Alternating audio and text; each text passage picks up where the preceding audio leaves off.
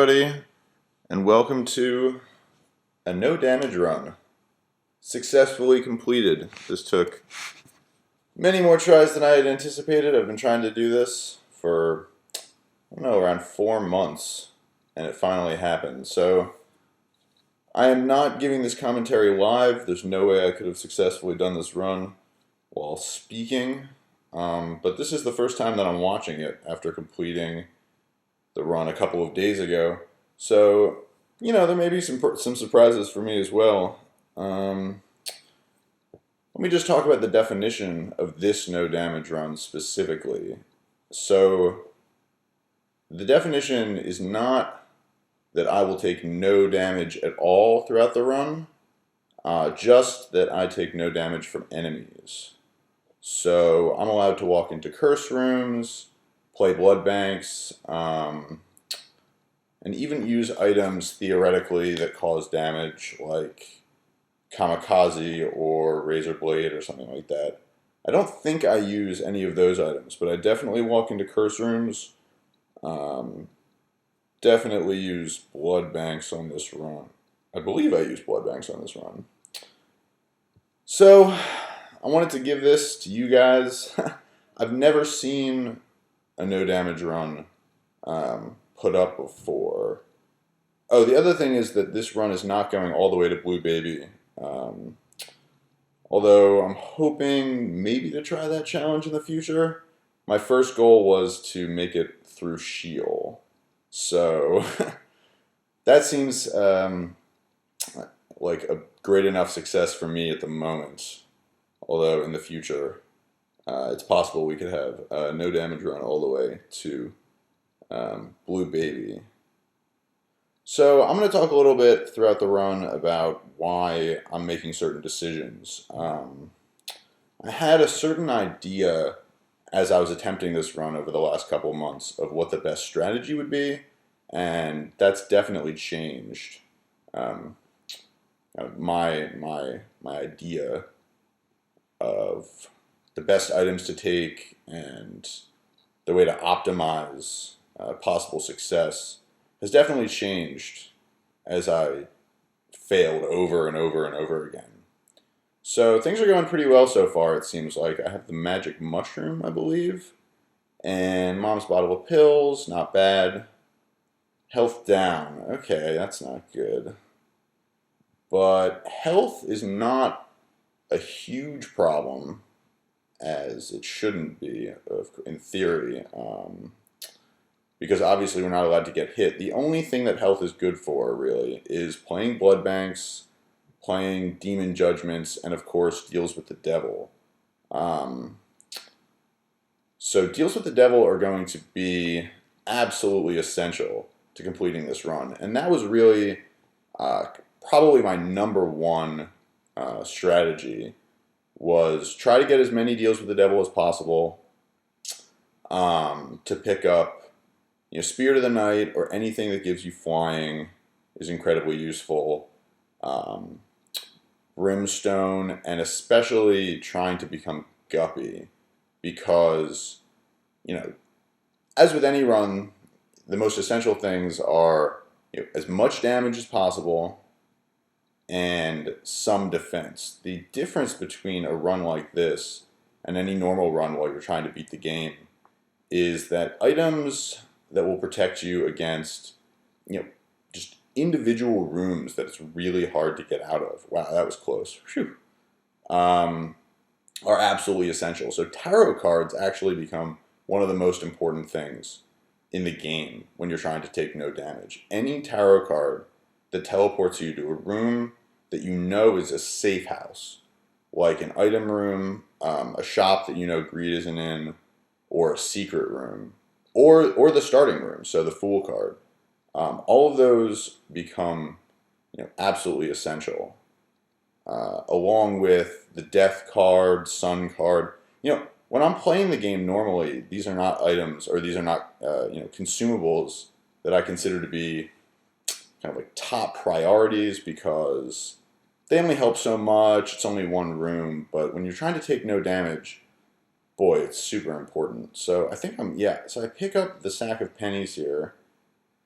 It's a dubious call. You know, being able to buy items in the shop is pretty important, especially if you manage to pick up the compass or even the map, because later on in the game, minimizing the number of rooms that you have to go to becomes incredibly important for not running into a room that is going to potentially deal you a lot of damage. So the other thing that's very important early on in a run like this is making sure you have at least one spirit heart. No matter how many red hearts you have, as long as you have one spirit heart, you can pick up at least one deal with the devil item. Now you may go into negative hearts, but that doesn't really matter. The only downside is you may only be able to pick up one deal with the devil item instead of two. However, if you run across something like the Pact or the Mark, those will provide you with extra spirit hearts, so you can pick up the second deal with the devil item no matter what it is. Guppy's Paw, as long as you have one more heart to turn into spirit hearts, will allow you to do the same thing. Wow, that was tight. That was a little bit lucky on my part. I probably should have gotten out of Larry Jr.'s way a little quicker, but he turned, luckily enough. And so this is optimal. Deal with the devil, I don't need to take the health upgrade, because with 3 red hearts and 1 spirit heart, no matter what, I can pick up any deal with the devil items I want. So, I'm hesitating to pick up Brimstone. A lot of times when I tried this run, while Brimstone is an incredible damage upgrade, you really have to think about each room that you're potentially going to go into. Do the items that you have provide you with the tools to avoid damage? And so with Brimstone, because of the charge time, there are rooms that you can go into where it's incredibly difficult to dodge. And this is where familiars come into play. I think familiars are really important if you're picking up Brimstone in a no damage attempt. Even though, again, in a regular run, I wouldn't consider them that essential, because the amount of, if you have a powerful Brimstone and you have a decent amount of speed, taking 1 or 2 hits throughout the run is really not that big of a deal.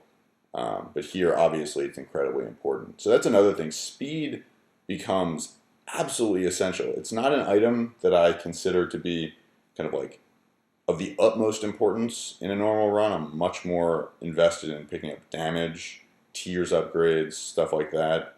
But without the necessary speed, you will go into rooms that it's almost impossible to avoid taking damage. I want to say there are rooms that it's impossible to avoid taking damage, no matter how careful you are or how good your strategy is. But it's possible that I'm wrong. It's possible that there are just rooms that I haven't come up with a good enough strategy for. So as you can see, I'm taking damage from the curse rooms. Doesn't matter. I couldn't care less about those spirit hearts. One interesting thing about the early game in these attempts was that because deal with the devil, getting deal with the devil's compass, absolutely essential pickup. Because getting deal with the devils is so essential, you really need to have at least 1 spirit heart if you're playing as Judas or Cain before you walk into that first deal with the devil room, if you get it. Because if you walk in and you're not able to pick up an item without killing yourself, it's my understanding that you greatly decrease the chances of getting a deal with the devil, if not preclude it, for the rest of the game. And that's really unacceptable. So you always need to pick up a spirit heart, or not walk into the if you have 1 spirit heart, not walk into the curse room on the 2nd floor before you make sure that you get a deal with the devil, or check to see if you have a deal with the devil. So we're gonna head straight to the boss room here. It looks like that was close. Those fast ooze guys can be a problem. I assume I go straight into the boss room. Yep, I don't want to waste any rerolls here. And probably want to make sure that I have one for the deal with the devil if I get it. So we're going to get little Chad. He is garbage. even in the regular game. Absolutely garbage in this too, but I'm almost positive that if you reroll him, he does not come up as a new item. So I'm forced to pick him up. It's not too big of a deal. And instead we're just going to go back and reroll this item room item. We pick up the spider book. Now, this brings us to what you want for your spacebar item. General strategy that I was playing early on was really to maximize damage. So I was always looking for the blue candle, because the blue candle gives you a certain amount of damage no matter like what your other setup and what your passive setup is like. And it can really help to avoid, this is perfect. So this is our set, just pause from my explanation. This is our second guppy item. And this is going to allow us to have a really good chance of turning into the cat. So, yeah, I was really looking for the blue candle to do more damage, help prevent against enemies that shoot tears, like the flies, etc. But the more that I played, the more I realized that while damage is essential to successfully completing the run, I think having a safety item is just as important. So that's going to mean, Spider Butt is a good example. Spider Butt charges very quickly. I think it only takes 3 it charges 2 at a time. So 2 more rooms after the one that you finish first. And it slows the enemies down. It acts as a kind of like a weak Necronomicon, if I remember correctly. And that can be incredibly important for keeping yourself alive, for one extra room. But with the D6, I don't want to drop it this early. I'm hoping to hold on to the D6 a little longer. And, most of the runs that I tried, I was not trying with Isaac. I was actually doing more runs with Judas, and especially with Cain. Cain starts with extra speed early on, and that is incredibly important for staying alive.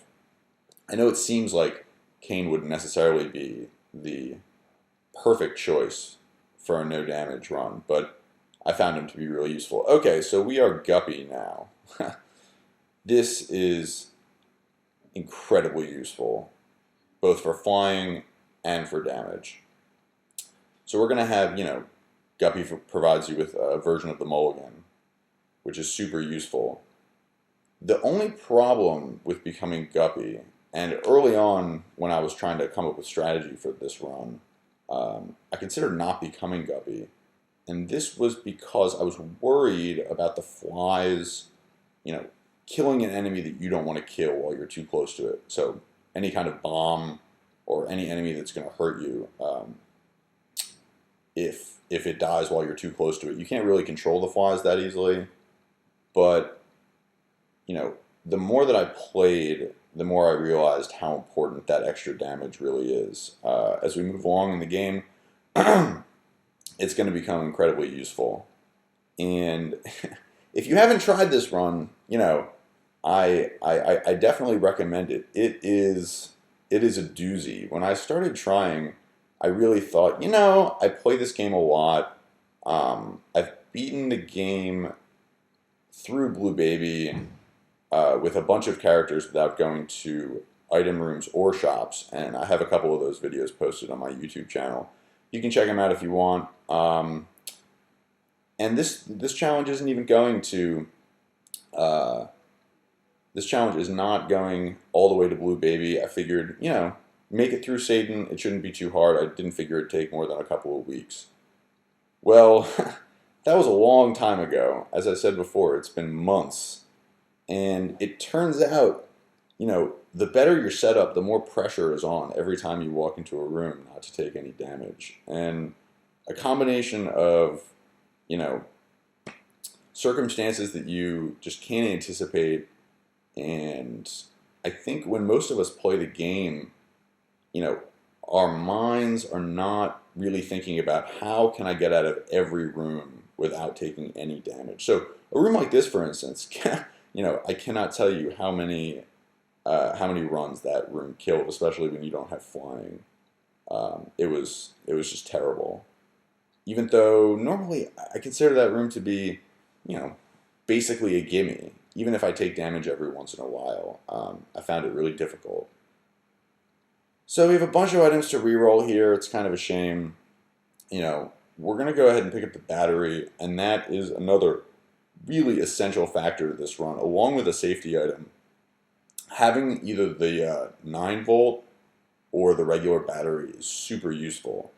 And the best combination that I found has been the Book of Shadows and the 9-volt. Because what it means is you only need to clear one more room after you use it to get another Book of Shadows use. And this really gives you a ton of safety. It gives you a huge amount of leeway.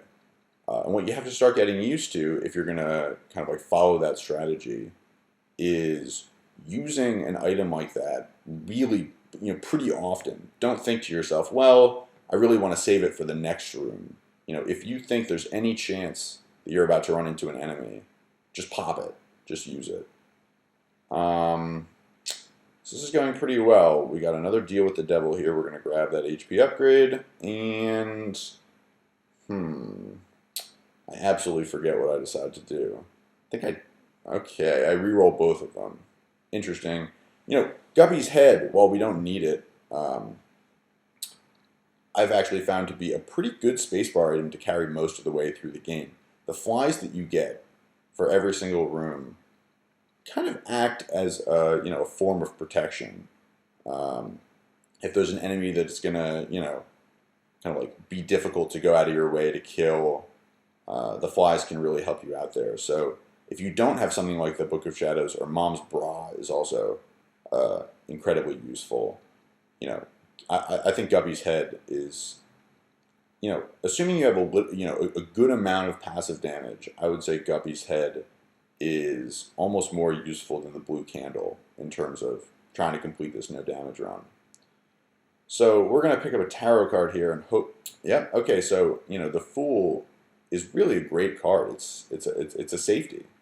Even telepills can be useful, although since it can teleport you to any room, it can be dangerous. You could teleport somewhere that you might get hit. But if you're going to get hit anyway, if you have a telepills on you, definitely get ready to pop it at any time. So we're going to pick up our safety card here, and we're looking pretty good. What do we have? We've got the Mark. Magic Mushroom is another damage upgrade, although I'm not sure exactly how much it gives you. We're Guppy, and we have Brimstone. I don't think I'm forgetting any damage upgrades here. And, I would say this is about as good a setup as you can hope for, especially on Catacombs 2. We can always pick up more damage. Of course, that's essential.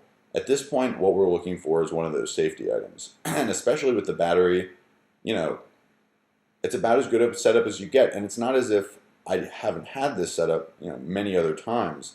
It's just that when it came down to the wire, you get hit somewhere. Usually on Shield, oftentimes on Mom. I honestly found that the Necropolis floors were harder to avoid taking damage on definitely than the Womb, maybe even than Utero.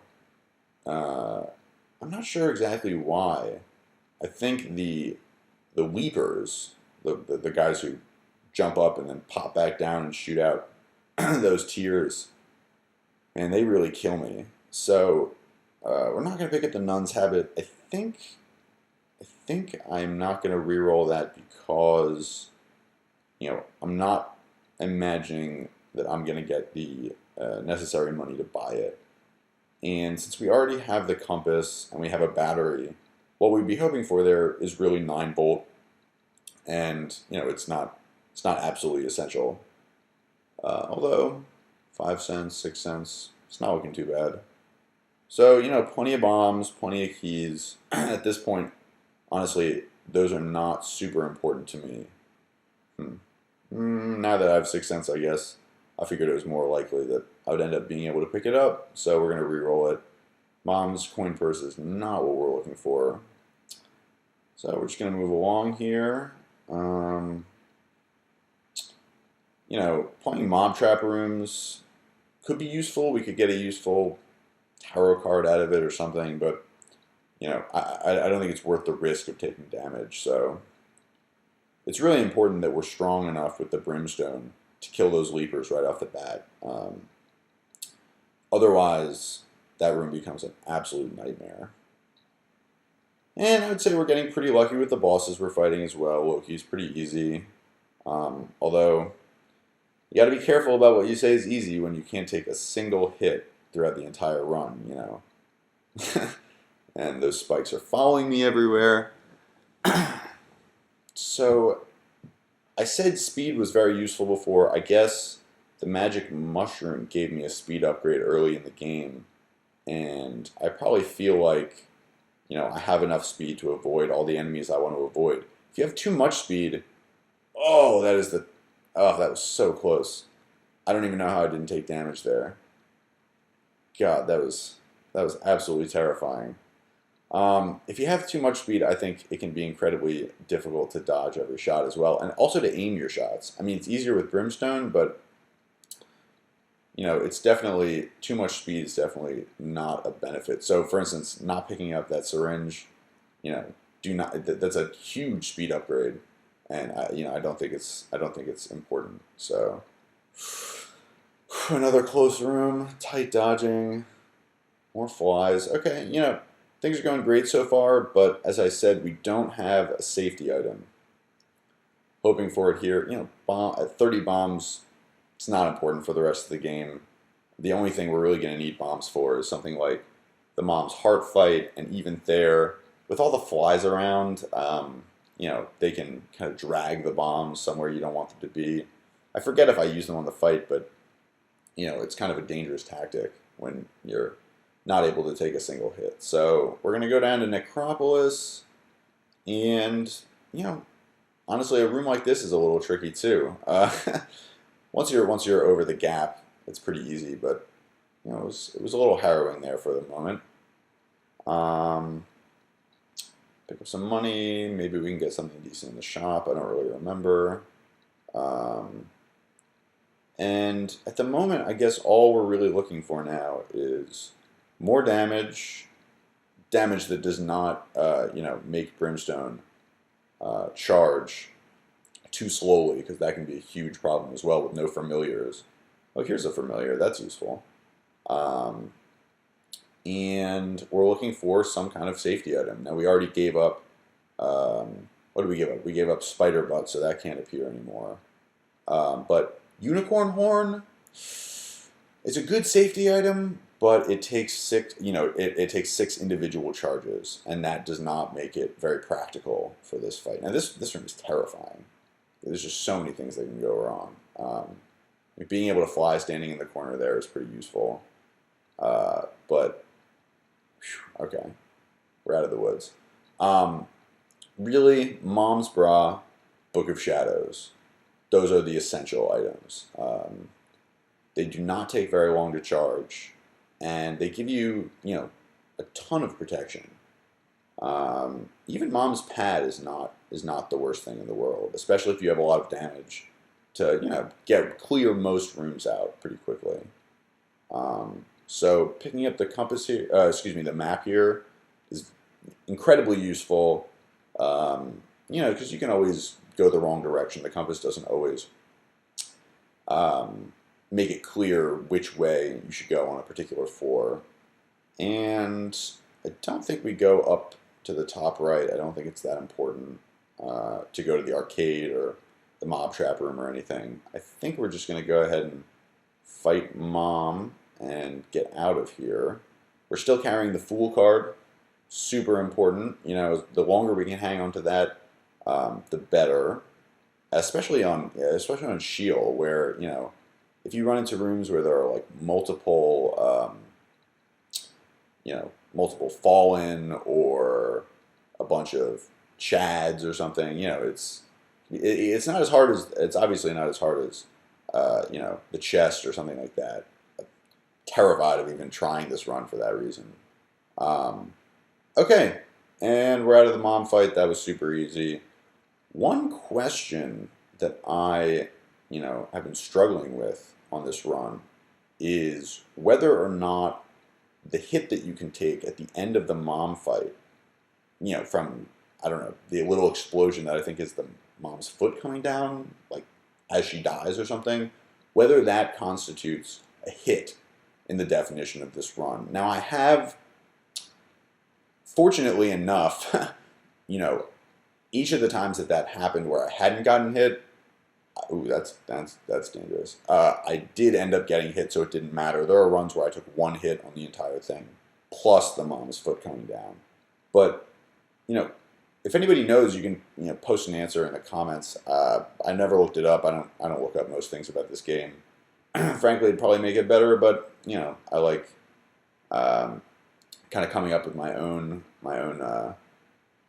understanding of how the items work and everything. So if you know, go ahead and post it in the comments whether there's some way to guarantee avoiding that damage at the end of the mom fight. Because if there is, then I think, you know, getting hit would constitute kind of like a failure for a no damage run. But if not, if it's really like 50-50, then I don't think it should matter.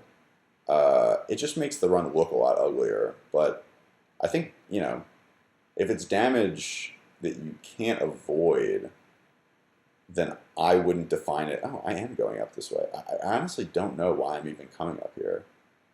I guess to go to, not to go to the arcade. Well, whatever. Past me is making some dubious decisions. I guess I feel like I'm so strong it doesn't even matter for the rest of Necropolis. But yeah, you know, the real metric in my mind behind this run was okay. The real metric for me behind this run was, you know, damage that's avoidable by, you know, by an enemy, basically, would constitute a failure. So, can you avoid taking damage from any enemy? I also included, like, if you run into the fire by accident or something, you know, that's a failure as well. It's not an enemy per se, but it's something that was definitely avoidable. On the other hand, walking into curse rooms using blood mags, even though these take damage, I think they kind of go along with the spirit of the run, which is, you know, they lower your health, but you don't need health because you can roll with a half heart through the end of the game, knowing that you're not going to get, or, you know, hoping that you're not going to get hit.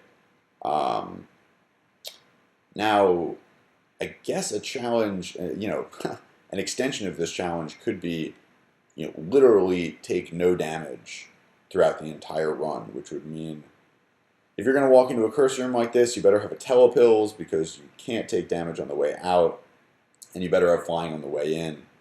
But I think it would be just exponentially difficult, and you'd also have to decide whether you can take deals with the devil or not. You know, it's not strictly damage, but certainly your hearts disappear, so it seems like a form of damage to me. I just don't know. You would have to get unbelievably lucky in the run, I think, to be able to complete it without taking deals with the devil. It doesn't seem reasonable to set the challenge up that way. And really, you know, I don't think it's a meaningful metric of skill either at that point. I think deals with the devil are essential. So this is an incredibly hard boss fight, I've found. The giant homing tears that he sends out, if you don't stand kind of to the side of him, where he's going to either shoot the rays of light or charge at you, are just incredibly difficult to avoid. So, you know, this was the strategy I took on this boss. Gotta thread the needle there. He's just coming at you. It's a big needle. That's fine.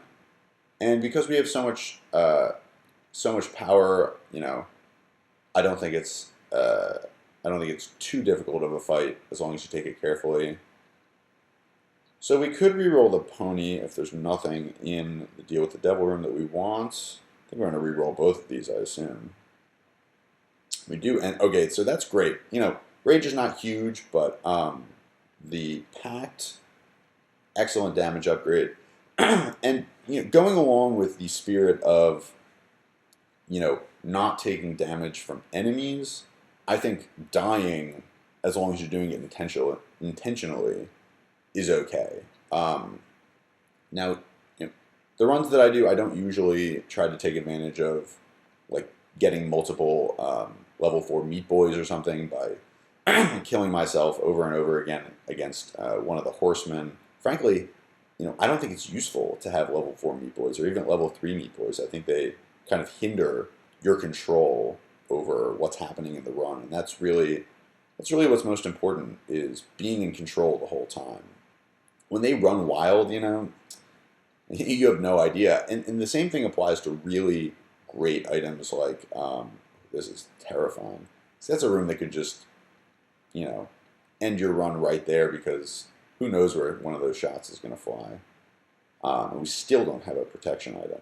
But, yeah, what was I talking about? I actually don't remember what I was talking about. Oh, yeah, being in control. Something like Daddy Longlegs, which early game is just great for a no damage run. If there's an enemy that you don't like, that you can hide in the corner from, you can hide forever and let Daddy Longlegs take care of it.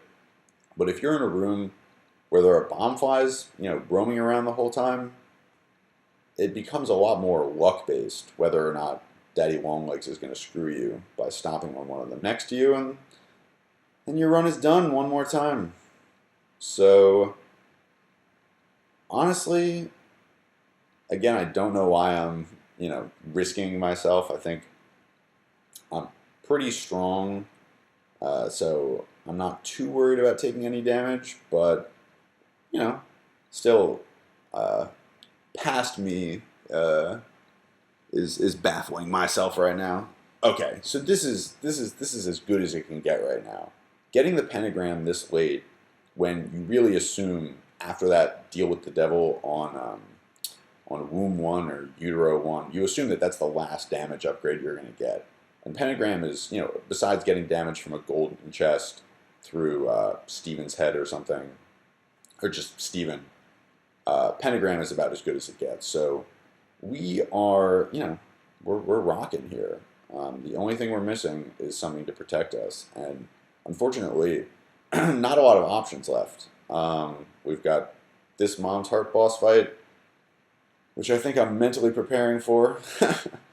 Alright, let's do it. It shouldn't be too hard, although, a stray shot once the bullet flies come down can screw you. I guess I did decide to drop a bomb down there. It's a little risky, but whatever.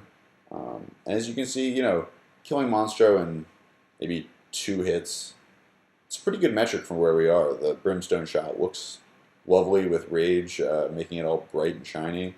We avoided those bullet flies, so all that's left is to avoid the Mom Heart shots, and we should be good to go. So I do not believe we have taken damage up to this point, and with a million flies around us, and psyching myself up by moving all around, we're going down to Sheol. Are we going down to Sheol? Or am I thinking? We're going down to Sheol. Alright. And thank God it's on a Curse of Darkness 4, and what do you know?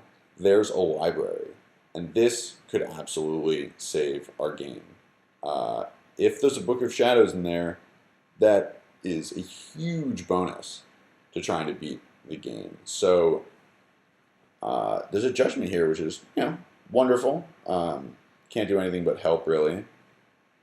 Pick up some more money, just in case the Judgment costs 75 cents to pay out. So we're just going to play this Judgment for a while, and what we're hoping for, not really sure what we're hoping for. I don't think he can give you a damn. Oh, Tarot card of Death. That is about as good as it gets as well. Speed upgrade. I forget if I think I should. Wow. I thought I should take it. Past me had no interest in the speed. Looking on the video, it really seems like you could use a little more speed, but when you're actually playing, if you've played a lot of this game, you know that the faster you get, the harder it is to control. And these rooms are super lucky, except for this one, which is treacherous and terrible. Yeah, these rooms are, rooms that you can clear out in one shot with Brimstone on Sheol are just gimmies. Oh my god, it's the Book of Shadows. So now, all that's left to do, and I've been here before, I've been here before with the Book of Shadows and a good setup, and everything just goes wrong. Something goes wrong. You get too nervous, the pressure's on, and I wanted to take that Necronomicon, by the way. Just, there's no point in wasting its one use. We still got to get all the way over to the boss, so might as well use it. I have no idea why I don't go pick up the Book of Shadows. I think that room is treacherous. That was super dangerous. A room like that with all of those bullet flies is, one of the dangerous examples of having, your own flies around you, because you can't really control where they go that well. And so you really have to be careful that, one of those bullet flies doesn't explode and hit you by accident. So, one room left, not much else to do, except give it the old college try, as Northern Lion would say. Northern Lion, my idol. And even though he's not, the greatest Binding of Isaac player out there, I think people don't give him enough credit, because he's certainly the most entertaining Binding of Isaac player out there. And we've got the Book of Shadows here, and all that's left to do is win. So now the Satan fight. Most players who play a lot of Isaac just don't play Sheol that much. I hadn't played Sheol in ages when I started this challenge. And so therefore I had almost no experience on the Satan fight. And frankly, it's really, it's pretty difficult not to take a hit. Maybe I'm just not that good at the Satan fight, but I found, I got hit on it many, many times. And the question of when to use the Book of Shadows, even when you have it, I think is really difficult. I want to save it to for the third phase, obviously, because that would almost guarantee a win. But I think I get hit on the second phase more often than anything else. That was a bad Brimstone shot. So, okay, probably didn't need to use it there, but too dangerous. Want to get through this second phase. That's the whole point of this run. If you can move on to the next phase and the next room, you always have another chance. Now it's all about avoiding those bomb flies. Whew. And I think if you use the death card here, by the way, the foot stomps down on you and you get hit. That has happened to me once with a potential no damage. So here it is. Oh my god, we've succeeded. It took forever. Oh, just stand there and bask in the glory of this win. Okay. So that was a successful no damage run with Isaac. Thanks for watching. Hopefully I may be back with another no damage at some point, but in the meantime, thanks for watching, and hope you enjoyed.